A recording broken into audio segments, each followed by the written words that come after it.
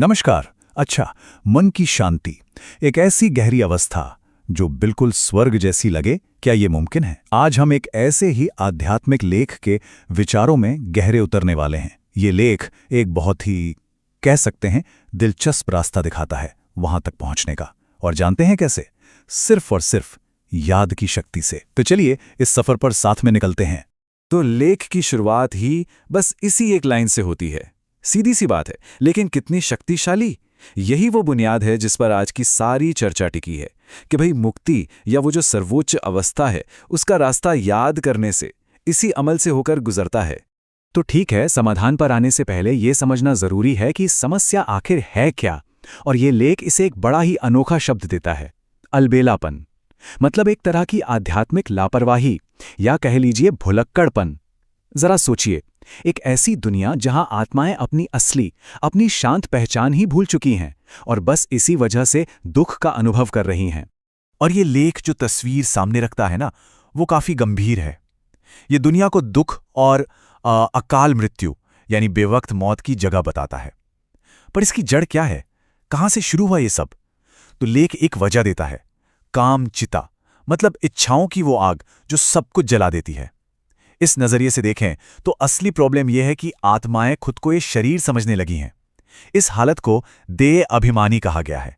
और बस यही गलत पहचान है जो उन्हें अपवित्रता की तरफ ले गई। लेकिन इस सारी उदासी और धुंधलकी के बीच में एक उम्मीद की किरण भी है।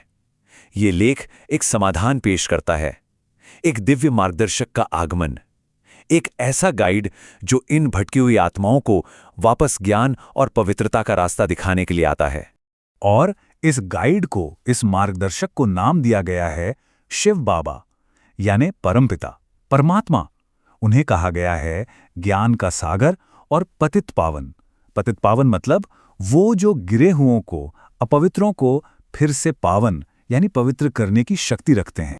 अच्छा, अब यहीं पर एक सवाल मन में आता है ना, कि अगर ये सर्वोच्च सत्ता निराकार है, मतलब जिसका कोई शरीर नहीं, कोई रूप नहीं, तो फिर वो इंसानों से बात कैसे करती है? ये एक बहुत ही वाजिब सवाल है और इसका जवाब भी इस लेख में बहुत ही अनोखा दिया गया है।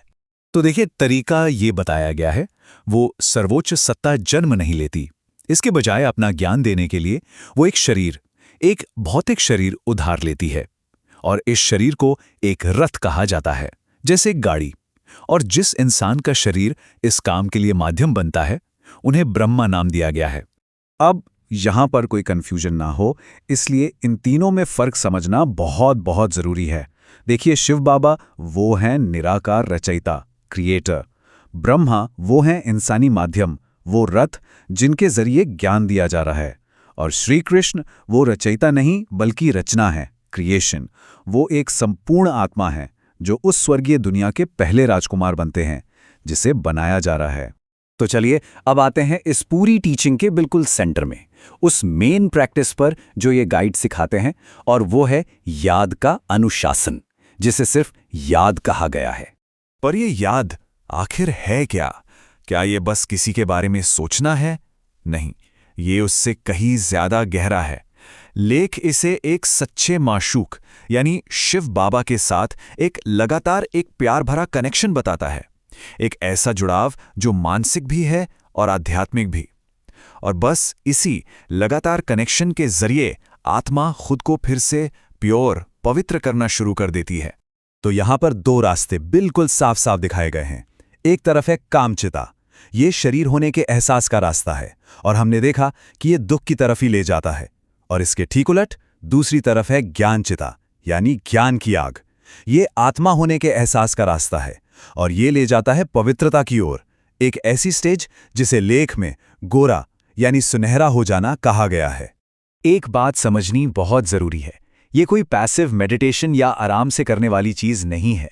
लेख इस बात पर बहुत जोर देता है कि इस याद के लिए एक कॉन्शियस एफर्ट चाहिए, एक जानबूझकर किया गया प्रयास।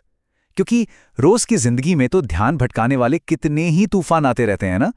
तो इस फोकस को बनाए रखने के लिए एक एक्टिव डिसिप्लिन, एक सक्रिय अनुशासन चाहिए। तो सवाल ये है कि अगर इस याद के रास्ते पर ठीक से चला जाए तो इसका नतीजा क्या होगा, इसका फल क्या मिलेगा? ये लेख एक अल्टीमेट प्राइज, एक अंतिम पुरस्कार का वादा करता है। और ये पुरस्कार है सुखधाम, यानी खुशियों का घर। जरा कल्पना कीजिए एक ऐसी दुनिया की जहां पूरी तरह से पवित्रता हो, कोई बीमारी नहीं, कोई अकाल मृत्यु नहीं। एक ऐसी जगह जहां आत्मा एक शरीर छोड़कर दूसरा बड़े ही आराम से एक स्वाभाविक प्रक्रिया की तरह लेती है। और लेख के मुताबिक सुख की ये अवस्था पूरे 21 जन्मों तक रहती है।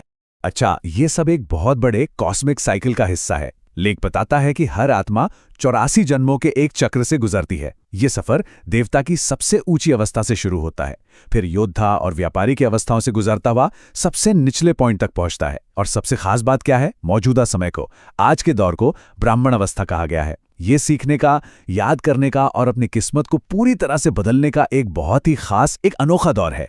और आखिर में जब हम इन सब बातों को जोड़ते हैं तो समझ आता है कि ये पूरी प्रक्रिया एक बहुत ही फंडामेंटल, एक बुनियादी अंदरूनी बदलाव पर टिकी है। ये सिर्फ कोई बाहर से करने वाली प्रैक्टिस नहीं है, बल्कि अपनी पहचान में, अपनी आइडेंटिटी में एक गहरा बदलाव है। तो सारी बात घूम फिर के एक ही जगह आ जाती है। सारी की सारी समस्याओं की जड़ है देह अभिमान, यानी ये पक्का विश्वास कि मैं ये शरीर हूं।